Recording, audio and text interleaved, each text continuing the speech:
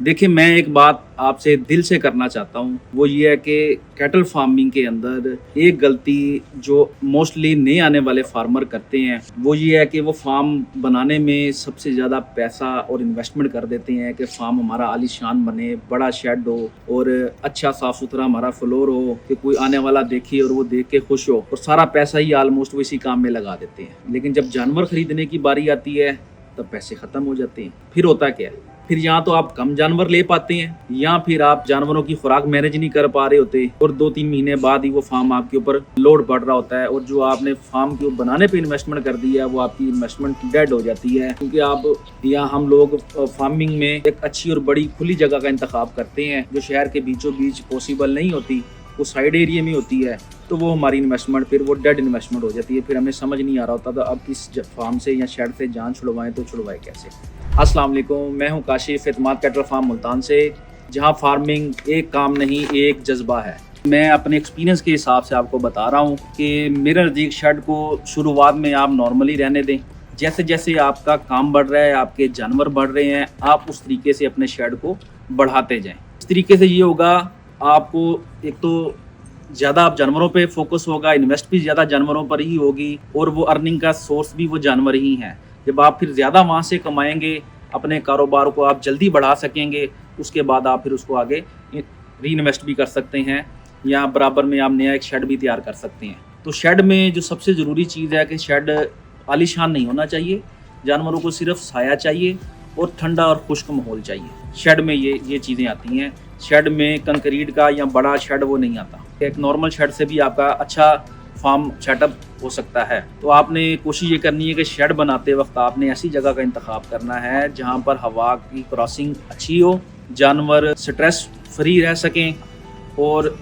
जहाँ पर जानवरों को डायरेक्ट धूप ना पड़े। इसके अलावा खुला और हवादार शेड हो जहाँ पर जानवरों के आप साफ सफाई का निज़ाम बआसानी कर सकें। चीज़ जो हम इस वीडियो में डिस्कस करेंगे वो है पानी। अक्सर या मोस्टली मैंने फार्मर्स देखे हैं, या मैं अक्सर बाड़ों पर भी विजिट करता हूँ, तो वहाँ पर यही है कि पानी की तरफ फोकस ज़रा कम होता है कि साफ़ सुथरा या ताज़ा फ्रेश वाटर जानवरों को अवेलेबल नहीं होता, या कल का पड़ा हुआ पानी वो दे देते हैं, या परसों का पड़ा हुआ एक दफ़ा होज भर लिया और उसको 2-3 दिन चलाते हैं। देखिए, इस तरह के का पड़ा हुआ पानी शायद हम भी नहीं पियेंगे, और वो पियेंगे तो हमारे लिए फ़ायदे की जगह नुकसान देगा। सिर्फ वंडा या खुराक दे देने से ही जानवर नहीं पलता, आपको जानवर को अच्छा पानी भी देना है कि जो आपने वंडा उसको दिया है, जो अजनास उसके अंदर गई हैं, उसको हज़म करने के लिए भी उसको एक अच्छी मिकदार में अच्छा पानी चाहिए। क्योंकि पानी में सारे दोस्त ही जानते हैं अच्छे खासे मिनरल्स होते हैं, वो उसके अंदर जाएंगे, उसको वो बेनिफिट ही मिलेगा। पानी चारा हज़म करवाने में भी मददगार साबित होगा, पानी जानवर को चमड़ा उसका खोलने में भी मददगार साबित होगा, उसको डिहाइड्रेशन नहीं होगी, जानवर आपका स्ट्रेस फ्री रहेगा, खुशहाल रहेगा। अच्छा, सफाई जो है देखें अहम जुज़्व है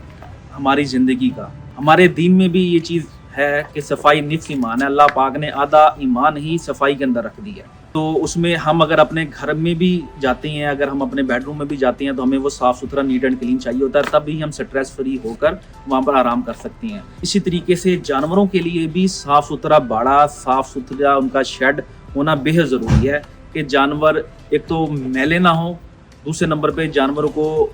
जो उन्होंने गोबर या पेशाब या गंदगी किया उससे वो किसी भी बीमारी का शिकार ना हो, बीमारियां आगे ना फैल सकें, जिस तरह लंपी डिजीज़ है या FMD है, इस तरीके की बीमारियां इसी गोबर से और पेशाब से भी लग सकती हैं जानवर को। तो साफ़ सुथरा निज़ाम और साफ़ सुथरा शेड होना बेइंतहा ज़रूरी है। मोस्टली लोग जिनके पास अगर तो उन्होंने खुले जानवर छोड़े हुए हैं तो वो महीनों तो अपने बाड़े की सफाई करते ही नहीं हैं, महीनों नहीं सफाई करते, और महीने के बाद वो ट्रैक्टर के ज़रिए हल चला के उसको वो जगह को बराबर कर देते हैं। दूसरे नंबर पर जिन्होंने बांध के रखे हुए जानवर, वो भी मैंने देखा है, चाहे वो डेयरी फार्म हो या वो कैटल फार्म हो, वहाँ पर भी सफाई का वो ख़ास निज़ाम नहीं होता। लेकिन आपने डेली सफाई का एक निज़ाम बनाना है। अगर आपके पास जानवर ज़्यादा हैं तो एक प्रॉपर बंदा आप सफाई के लिए ही रख लें,